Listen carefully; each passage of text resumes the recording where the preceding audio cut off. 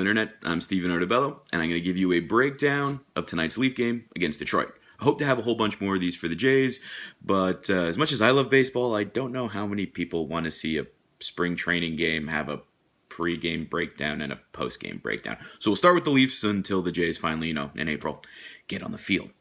So, Leafs are playing Detroit tonight.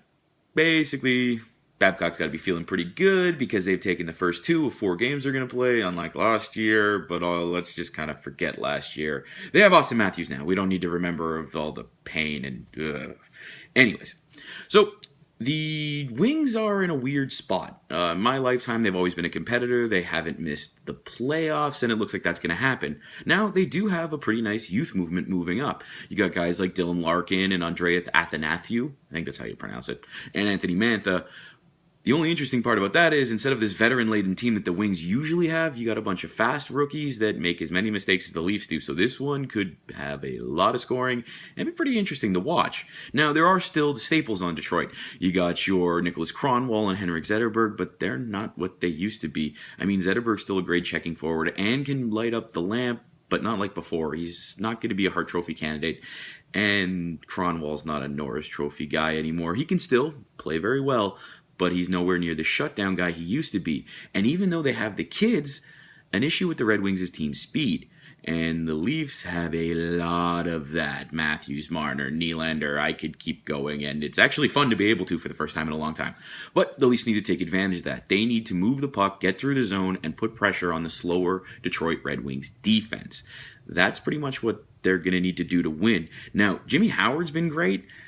Peter Mrazek, not so much. And Jimmy Howard's been great, like I said, but only in a small sample size. He's been hurt a lot of the year and hasn't got all the starts.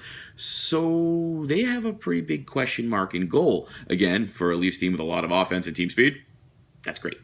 So tonight's going to be an interesting one to watch. So look out for Alexei Marchenko making his debut against his former team. He hasn't been terrible as a Leaf. He hasn't been amazing, but he's also logged a lot more minutes than I think a lot of people expected, which is, hey, you got him on waivers for free. It's nice that he's actually contributing. So look for him. Look for the Leafs to take it to them with speed, like I just said.